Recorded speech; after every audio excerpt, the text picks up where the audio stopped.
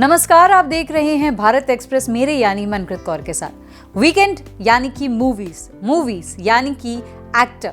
पर क्या हमने सोचा है कि मूवीज बनाना या हमारा मनोरंजन होना एकदम नामुमकिन होता अगर पर्दे के पीछे दिन रात मेहनत करने वाले लोग अपना काम करना बंद कर दे तो? फिल्म बनाने के पीछे एक पूरी टीम होती है जो रात दिन मेहनत करती है। फिल्म उद्योग में पर्दे के पीछे काम करने वाले लोगों का एक अत्यंत महत्वपूर्ण योगदान होता है। आज हमारे साथ एक बेहद खास मेहमान जुड़े हुए हैं जो कभी इंटर्न रहे तो कभी assistant director, associate creative head रहे तो कभी क्रिएटिव हेड, कभी क्रिएटिव डायरेक्टर रहे तो कभी राइटर। आज की तारीख में ये फिल्मी जगत के जाने माने क्रिएटिव प्रोड्यूसर हैं। हमारे इस खास मेहमान का नाम है मंजिल श्रीवास्तव। आइए जानते हैं हम उनसे उनकी लाइफ, करियर और बिहाइंड द कैमरा के बारे में। सबसे पहले मंजिल, आपका बहुत बहुत स्वागत है भारत एक्सप्रेस में। Thank you. मेरा पहला सवाल आपसे ये है कि हमने हमेशा एक्टर, सिंगर्स या पर्दे पर नजर आने वाले अन्य लोगों की सक्सेस स्टोरीज के बारे में सुना है। आज आप बताइए कि आप जो कि पर्दे के पीछे रहकर अपना हुनर दिखाते आए हैं, आपकी जर्नी या आपका स्ट्रगल कितना दिलचस्प रहा?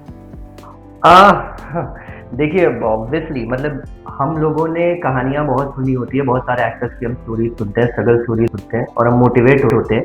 But I feel somewhere down the line struggle सबके ही होते हैं। हर फील्ड में काम करने वाले हर एक इंसान का अपना एक स्ट्रगल होता है। घर से निकलकर ऑफिस पहुंचना भी एक स्ट्रगल है अपने आप में आज की तारीख में। So obviously it was a big struggle, and for me being somebody from Kanpur, एक छोटे से शहर से कितने बड़े शहर में आकर काम करना और ऐसे इंडस्ट्री में काम करना जहाँ पर कोई भी आपका अपना नहीं हो, किसी को आप जानते नहीं हो, so it was really difficult. तो हाँ, बट हमेशा से एक ये था कि करना है कुछ अलग। मतलब I always wanted to be different from crowd. I don't want to follow crowd. I always had this idea कि let the crowd follow me. तो मैं हमेशा उसी थॉट प्रोसेस से मैंने हमेशा काम करा है। कभी भी मैं फॉलोवर बनने के चक्कर में नहीं रहा। मैंने हमेशा लीडर बनने का ही सोचा है कि लोग मुझे फॉलो करें, उसी बेसिस से मुझे करना है। सो आई हैव अ फैमिली जिसमें सब डॉक्टर, इंजीनियर, सब ऐसे ही लोग हैं, सब बैंक मैनेजर्स, बड़े बड़े पोजिशन पर सारे ऐसे लोग हैं। कमिंग फ्रॉम दैट बैकग्राउंड, ये जब मेरा आइडिया था अपने घर वालों को, अपने फादर और मदर को बोलना कि मुझे फिल्म इंडस्ट्री में कुछ करना है, तो it was actually a shocker for them कि ये क्या, मतलब घर में सारे इंजीनियर, डॉक्टर्स हैं, ये क्यों ऐसे कर रहा है। And I was from journalism background, from advertising, from PR, तो ये क्यों ऐसी बातें कर रहा है अनाप से। मैंने उनको कन्विंस करा, मैंने उनको समझाया, उनको पहलू दिखाया कि इंडस्ट्री में सब कुछ एक्टिंग, डायरेक्शन नहीं होता, कुछ पीछे रहकर भी काम होता है, पीछे रहकर भी चीज़ें बनती हैं और कर सकते हैं लोग। इतना स्ट्रगल नहीं होता, I can do it. But I was wrong at that point of time. Struggle होता है, डेफिनेटली स्ट्रगल होता है। एंड वो स्ट्रगल पीरियड आपका एक टेस्टिंग पीरियड होता है जिसमें यू कैन मेक इट और यू कैन ब्रेक इट। अगर आप उस वक्त नहीं कर पाए और आप डर के पीछे चले गए, मैं बता रहा हूँ, अगर कंसिस्टेंसी नहीं हुई और आप डर के पीछे चले गए कुछ दिन के स्ट्रगल के बाद, तो आप कभी नहीं कर पाए। आपको अपने कंफर्ट जोन। अक्सर ऐसा माना गया है कि फिल्म इंडस्ट्री में अगर अपनी जगह बनानी हो तो किसी गॉडफादर की जरूरत पड़ती है। क्या पर्दे के पीछे जो लोग काम करते हैं उन्हें भी गॉडफादर की जरूरत होती है या फिर मेहनत से सब कुछ हो जाता है? Godfather is a wrong word. गुरु की जरूरत पड़ती है, ये मैं कहूँगा। ऑब्वियसली कृष्ण ने भी अर्जुन का साथ दिया, तभी महाभारत जीते थे पांडव। ऐसा नहीं, गुरु की हमेशा जरूरत पड़ती है हर फेज में। I also have a guru with me who is Rumi Jafri. बिना उनकी गाइडेंस के मैं कुछ भी नहीं कर पाता and I owe my success to him. मतलब उन्होंने मुझे हर फेज पर एक सही नॉलेज, एक सही आइडिया, एक सही ब्रीफिंग दी है। हर समय उन्होंने मुझे बताया कि सही क्या और गलत क्या है। सो मुझे लगता है गॉडफादर बोलना एक बहुत ही रॉन्ग टर्म है। हाँ, आपको एक गाइडिंग लाइट की हमेशा जरूरत पड़ती है, सबको सही नॉलेज है, जिसको एक्सपीरियंस है। छोटे शहरों से अक्सर जब कोई बड़े शहर आता है और अगर अपनी ज़िंदगी में कोई मुकाम हासिल करता है तो कहा जाता है कि अचानक से उस इंसान का रवैया बदल जाता है। वो एक अलग दृष्टिकोण से सबको देखने लगता है, उसके दोस्त यार सब बदल जाते हैं। ये बात किस हद तक सही है? ऐसा होता होगा लोगों के साथ, मैं नहीं कह रहा। मैंने बहुत से अपने लोगों को देखा है कि ऐसा होता है, बट मुझे ऐसा लगता है कि वो पार्शियल सक्सेस से हिट हो जाते हैं। जो पार्शियली उनको सक्सेस मिली होती है उससे बहुत हिट हो जाते हैं, उनको बहुत उसमें वो स्वैग में चले जाते हैं।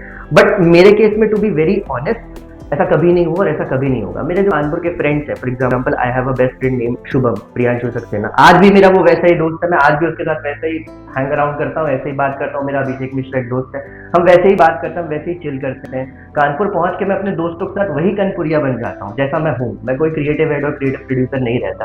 तो इट इज एक्चुअली रॉन्ग, ये लोगों के साथ वेरिएट करता है अलग अलग तरीके से। सक्सेसफुल होने के लिए टैलेंट का होना जरूरी है या फिर मेहनती होना जरूरी है?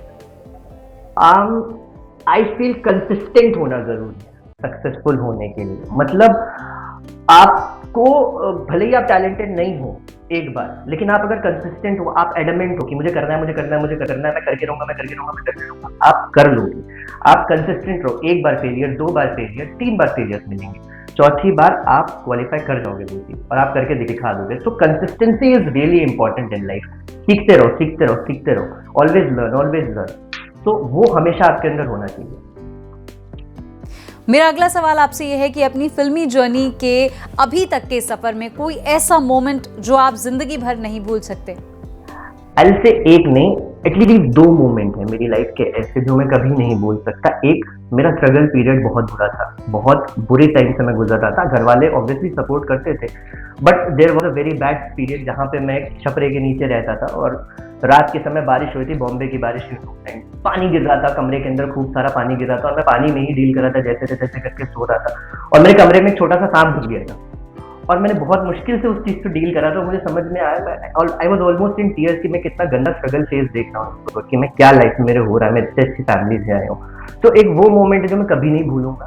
एक दूसरा मोमेंट है जब मैं पहली बार मिस्टर अमिताभ बच्चन से मिला चेहरे के सेट पर, and I tell you it was ऐसा मोमेंट मेरे लिए कि I was standing in front of Bachchan sahab and Bachchan साहब ने हाथ आगे बढ़ाया हाथ मिलाने के लिए, एंड मेरे लिए वो एक ऐसा मोमेंट था कि मैं जूहीलाल कॉलोनी से निकला हुआ लड़का, मेरे सामने अमिताभ बच्चन खड़े हैं। तो मुझे बहुत अपने ऊपर अपने आप को देख के मुझे रोना आ गया कि मैं कहाँ आया हुआ हूँ और मैं किसके सामने खड़ा हूँ। तो वो एक अलग ही फील था। तो ये 2 मोमेंट्स मेरी लाइफ के ऐसे जो मैं कभी नहीं भूल पाऊंगा। हार्ड वर्क से कुछ भी पॉसिबल है। हमें मालूम है कि आपने ढेर सारी किताबें पढ़ी हुई हैं और आपको पोइट्रीज का बहुत शौक है, तो हमारे ऑडियंस को आप अपने अंदाज में क्या संदेश देना चाहेंगे?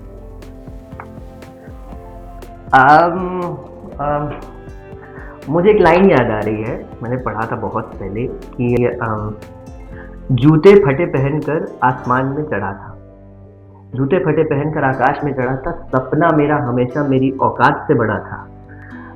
सर काटने के पहले सर झुकाया दुश्मनों ने, जब उन्होंने देखा कि मैं निहत्था खड़ा था। पहले टूट गई तलवारें फिर कट गए बाजू, लेकिन तब भी मैं बहुत देर तक लड़ा था।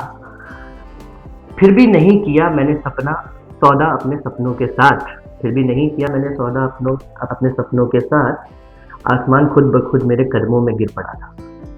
So it is all about how you work. It is all about your consistency and hard work. You have to maintain that. मंजिल, हमारे साथ जुड़े रहने के लिए आपका बहुत बहुत शुक्रिया। देश और दुनिया की तमाम बड़ी खबरों के लिए देखते रहिए भारत एक्सप्रेस।